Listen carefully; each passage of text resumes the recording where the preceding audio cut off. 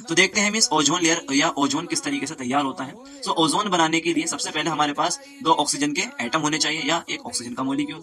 इसको हम high temperature देंगे और हाई टेम्परेचर देने की वजह से यहाँ पर ऑक्सीजन टूट जाएगा दो ऑक्सीजन के एटम कुछ इस तरीके।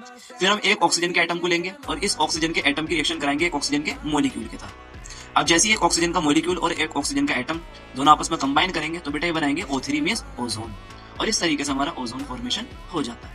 ठीक है, अब क्या क्या रीजन है जिसकी वजह से ओजोन लेयर जो है डिप्लीट हो रही है। देखिए बहुत सारे रीजन है, जैसे मैंने अभी आपको बताया ग्लोबल वार्मिंग से।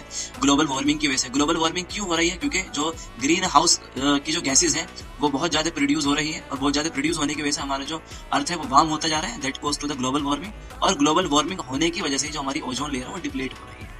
ठीक है, अब और क्या रीजन है? और भी बहुत सारे रीजन है, जैसे सीएफसी।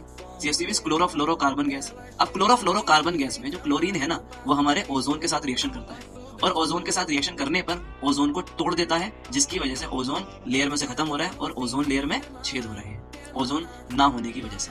तो सबसे बड़ा रीजन जो है जिसकी वजह से ओजोन डिप्लीटेशन हो रहा है, दो मेन रीजन है। पहला बेटा ग्लोबल वार्मिंग और दूसरा है सीएफसी या क्लोरोफ्लोरो गैस का होना। और जो नाइट्रोजन के ऑक्साइड्स होते हैं वो भी ओजोन के साथ रिएक्शन करते हैं। तो जितनी भी नाइट्रोजन के ऑक्साइड वाली गैसेज हैं वो अगर ज्यादा है एनवायरमेंट में तो तब भी ओजोन डिप्लीटेशन होगा। ठीक है, तो देखिए सबसे पहला रीजन क्या है? CFC. CFC means chlorofluorocarbon gas. अभी जो क्लोरोफ्लोरोकार्बन गैस ये एसी से निकलती है, ठीक है, फायर एक्सटिंग्विशर से निकलती है, ठीक है, और हमारे जो एरोसोल्स स्प्रे होती है वहां से भी निकलते हैं। अब जितनी भी कंपनियां हैं, जो एसी वाली कंपनी है, फायर एक्सटिंग्विशर वाली, वो कोशिश ये कर रही है कि क्लोरोफ्लोरोकार्बन में से क्लोरीन को हटाकर हाइड्रोफ्लोरोकार्बन गैस को तैयार किया जाए। और अगर हाइड्रोफ्लोरोकार्बन रहेगी तो वो हाइड्रोफ्लोरोकार्बन गैस जो है वो हमारे ओजोन के साथ रिएक्शन नहीं करेगी, जिसकी वजह से ओजोन डिप्लीटेशन नहीं होगा।